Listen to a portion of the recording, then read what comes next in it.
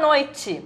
Estamos de volta com o programa Direito e Debate. Depois de um longo período de férias, passei o janeiro descansando, mas os assuntos ligados ao direito à cidadania de Joinville não pararam.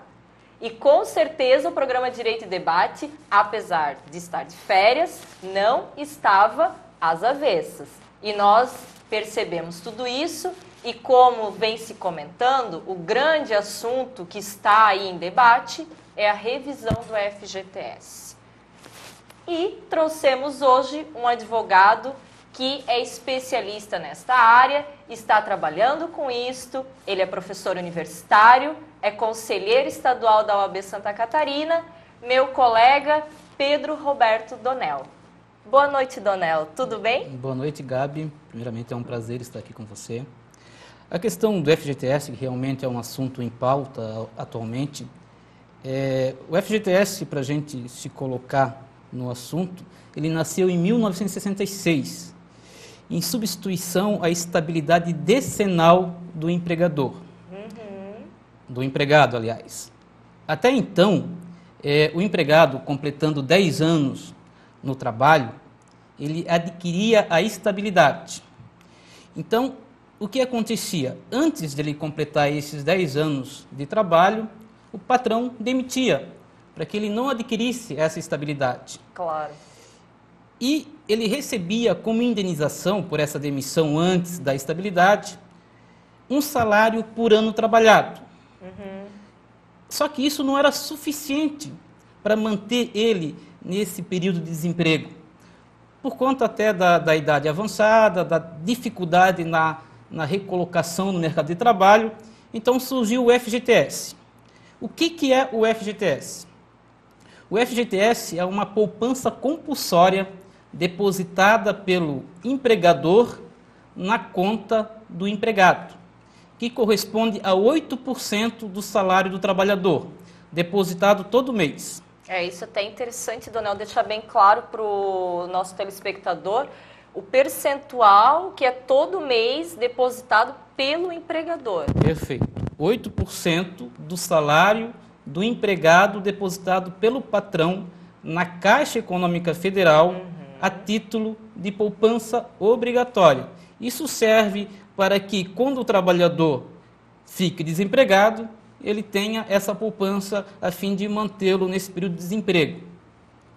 Esse FGTS, para que ele não deprecie, para que ele não tenha uma desvalorização, ele tem uma atualização de juros de 3% ao ano, que serviria, os juros serviriam para remunerar o capital, e também tem a correção monetária, que seria para evitar essa depreciação do valor do dinheiro.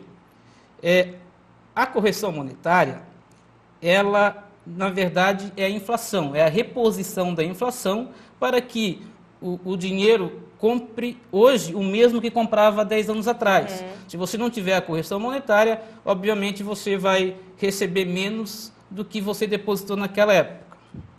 Acontece que a correção monetária do FGTS é a mesma da caderneta de poupança.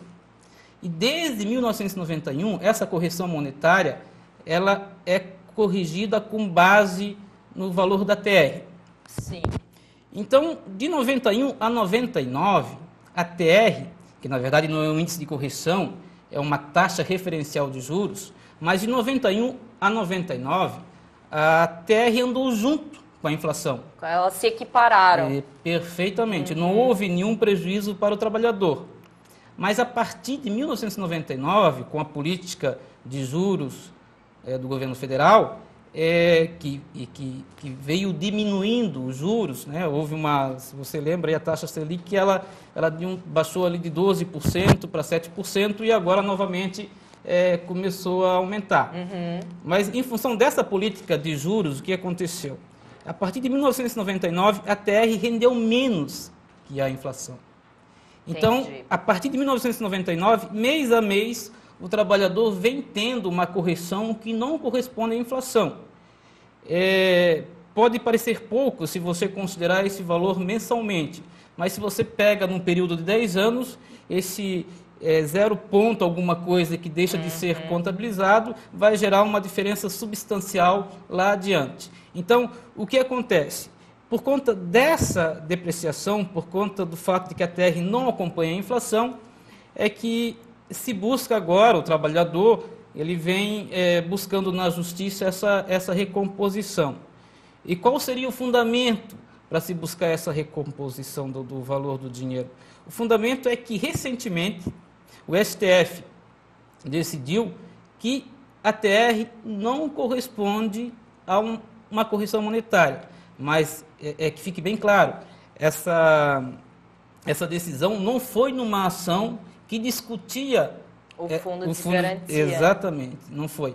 Essa decisão do STF foi na questão da correção dos precatórios que estavam sendo corrigidos pela TR, e o STF decidiu que não podia, exatamente porque a TR não é índice de correção, é uma taxa referencial de juros, e não poderia, então, corrigir os precatórios, deveria se usar um outro índice que realmente medisse a inflação, o INPC ou o IPCA. Então, no próximo bloco, vamos continuar com todos os detalhes dessa revisão do FGTS. O Donel aqui vai explicar o porquê que agora voltou essa questão, como ele estava falando aqui, mas ele vai trazer mais detalhadamente, porque até então a revisão do FGTS, essa questão, estava sendo negativa. Mas nós já voltamos explicando esse assunto.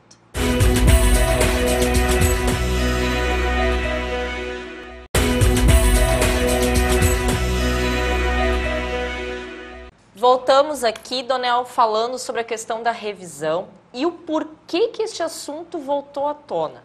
Certo. Porque até então as ações estavam sendo negativas, não estavam sendo positivas, não é isso? Perfeito, perfeito.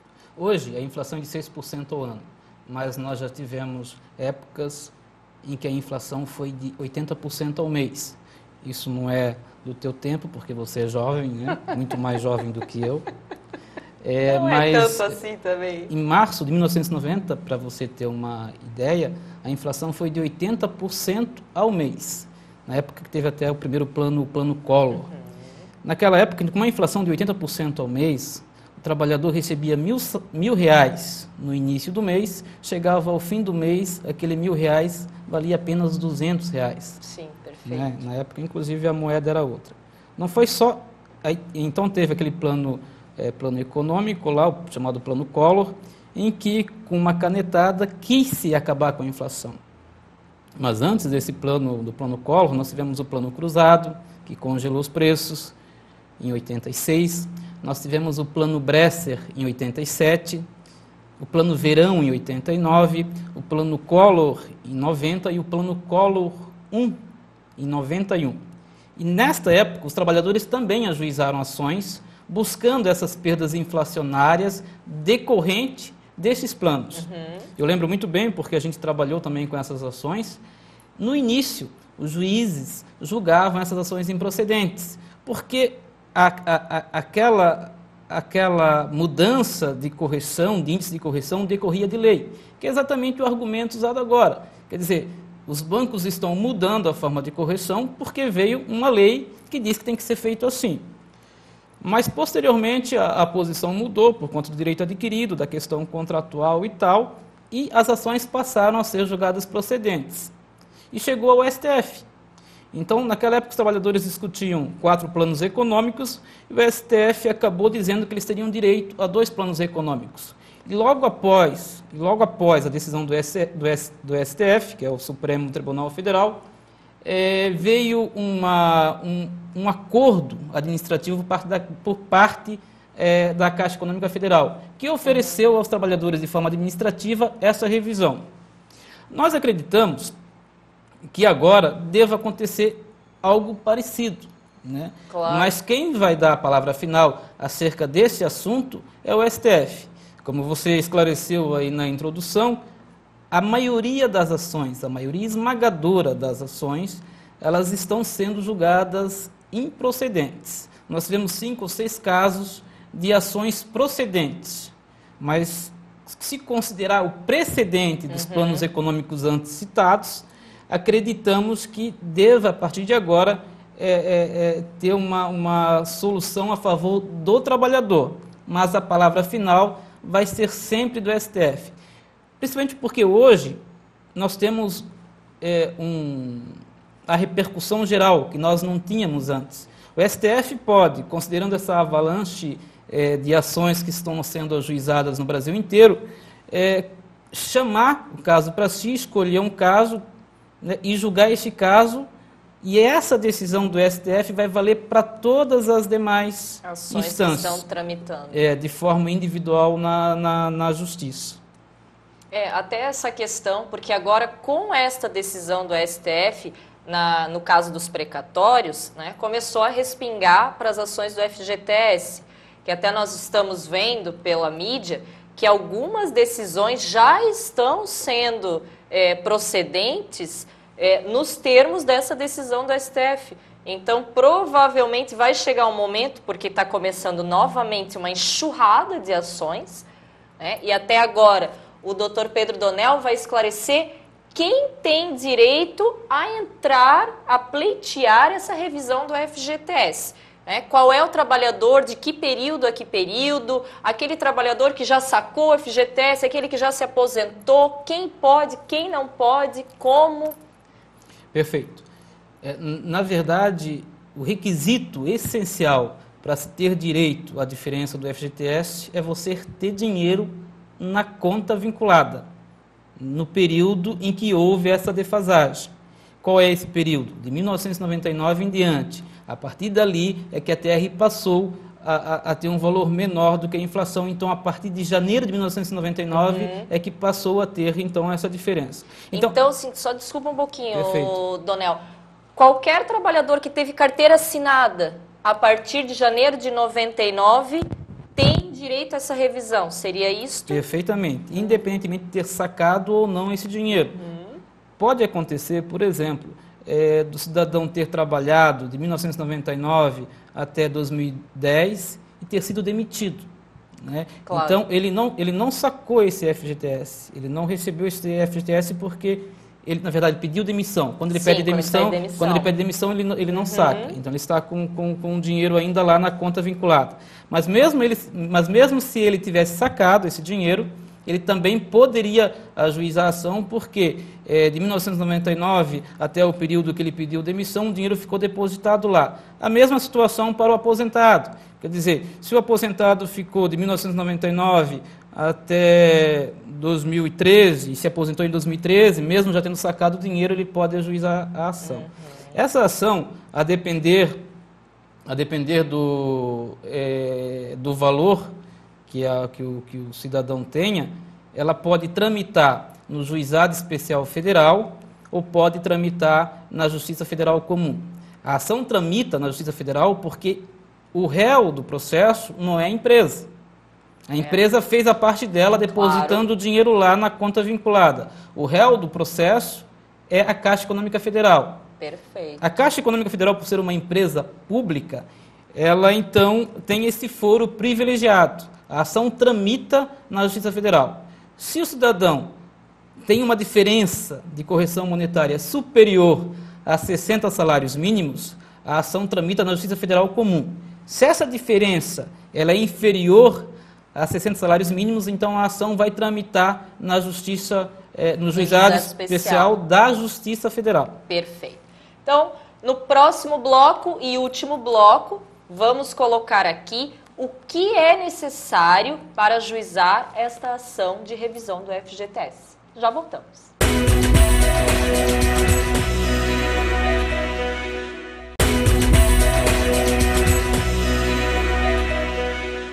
Agora, então, no último bloco, o Dr. Donel vai explicar o que é necessário para ajuizar esta ação de revisão do FGTS. Pois então, como eu expliquei no bloco anterior, ações com valores inferiores a 60 salários mínimos podem ser ajuizadas no Juizado Especial Federal.